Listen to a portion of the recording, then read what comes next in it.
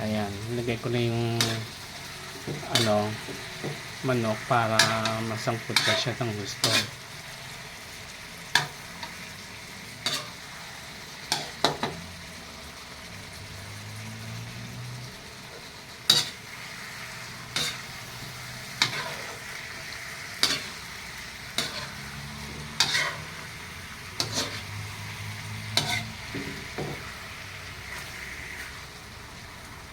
Yan, maluto ng gusto yung ano ng manok muna. Masangkot siya.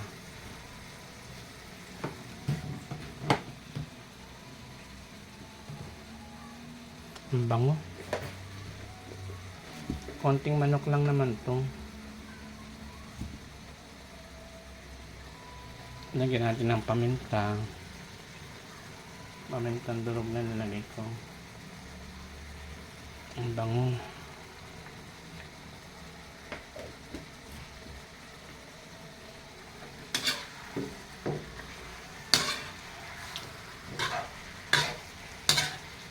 Diba?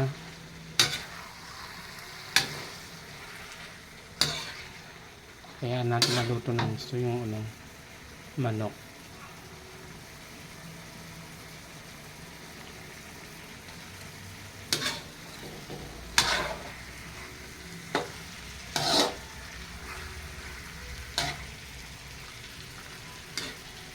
Ang bango, no?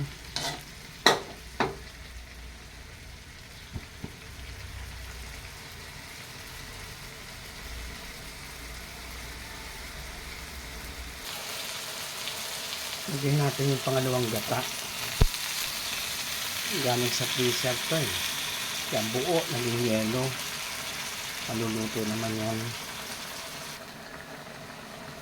Ang bango. Ito yung kakang gata.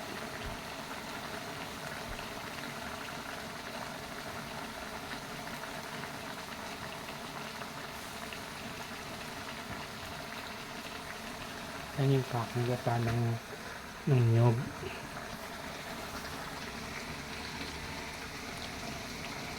Purong gata, oh.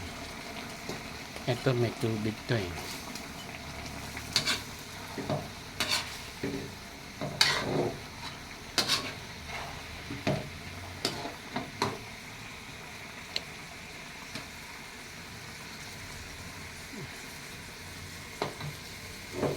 Wala akong videographer kaya hawak na isang kamay ko yung cellphone.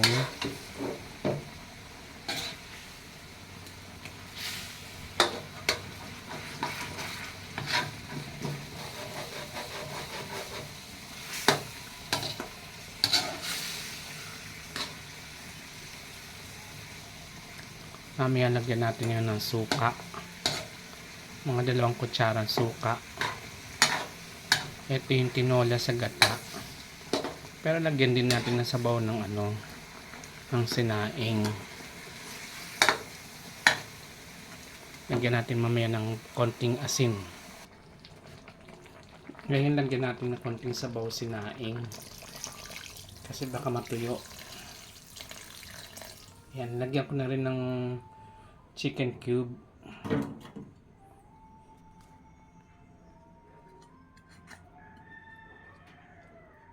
Kasi baka matuyo yung sabaw eh. Kawawa naman, walang uulamin yung aking mga doggy.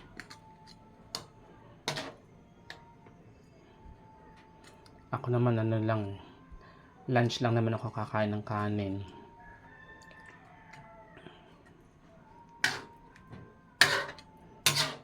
Dagdagan pa natin ng konting sabaw ng sinaing. Ayan. Lagyan na rin natin yung papaya. Kasi baka hindi maluto.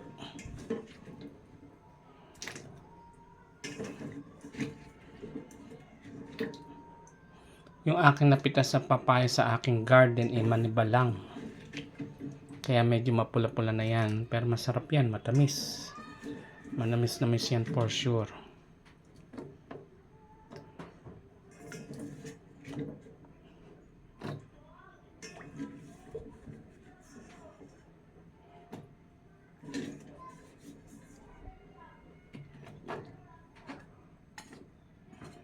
Yan. Wala pa tong patis. Wala pa tong ayoko magpatis. Wala lang ako konting asin lang. Iwas tayo sa maalat, sa matatamis. Kaya lang, at least yung prutas and natural sweets yun eh. Ang mataas sa sugar yung mangga. Hold muna natin. Ayan, lagyan ko na siya ng konting asin. For sure, masarap tong kain nito mamaya. May gata yung sabaw niya. Ay, binigar pala, isang kutsara. Lalagyan pala to.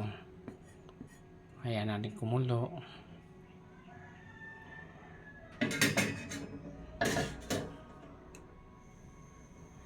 Takban muna natin.